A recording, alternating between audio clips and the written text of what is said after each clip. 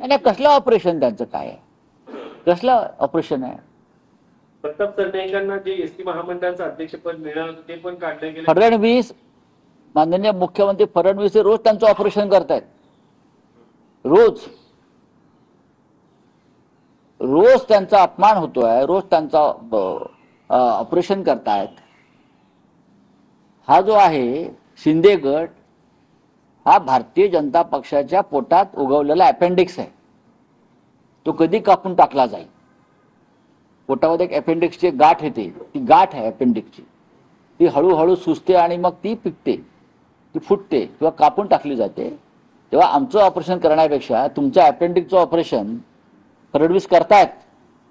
जो भाजपला आलेला हा अपेंडिक्स आहे, त्याची तुम्ही काळजी घ्या. धनंजय मुंडेंच्या प्रकरणात पोटी प्रकरण हे त्यांचं वैयक्तिक आहे, मात्र त्यांच्यावरती घरगुती हिंसाचार केल्याचा अंशतः आरोप कोर्टाने मान्य केलेला आहे. अशा पद्धतीचा मंत्री राज्याच्या मंत्रिमंडळात असण्याबद्दल नैतिकतेच्या माझं काही मत नाही. याच्यावर तुम्ही हा प्रश्न महाराष्ट्राचे मुख्यमंत्री देवेंद्र फडणवीस यांना विचारायला पाहिजे, अजित पवारांना विचारला पाहिजे. आमचा प्रश्न तुम्ही कशाला विचारताय? किंवा इथे या देशात महिला आयोग आहे, राष्ट्रीय महिला आयोग आहे, त्यांना विचारायला पाहिजे.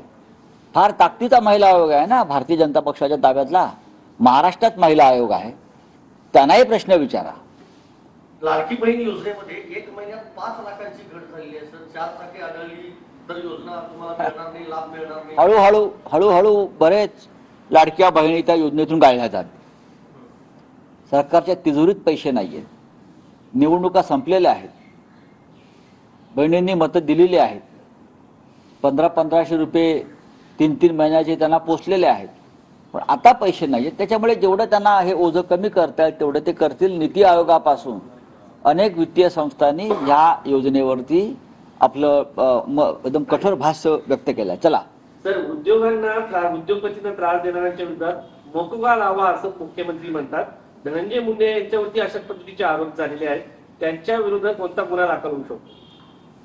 महाराष्ट्राच्या कालच्या निवडणुकीमध्ये अनेक उद्योगपतींकडून खंडण्या गोळा केल्या आणि या खंडण्या गोळा करणारे तुमच्या सरकारमध्ये आहे. जो शेकडो कोटी रुपये खर्च झाला तो काय त्यांच्या घरामध्ये नोटांच्या मशीन लावलेल्या नव्हत्या. उद्योगपतींकडूनच पैसे गोळा केले आणि जोर जबरदस्ती आणि धमक्या देऊन पैसे गोळा केलेले आहेत. देवेंद्रजी फडणवीस यांनी जरी भूमिका घेतली असेल तर ती त्यांनी अत्यंत त्याचं कठोरपणे अंमलबजावणी केली पाहिजे. महाराष्ट्रातला उद्योग बाहेर का चाललाय त्याला कारण इथे निर्माण झालेली दहशत आणि दहशत निर्माण करणारे त्यांच्या सरकारमध्ये आहेत, सरकारच्या आसपास आहेत. मी त्यांच्या या भूमिकेचं स्वागत करतो. आम्ही उद्धव ठाकरेंनी काल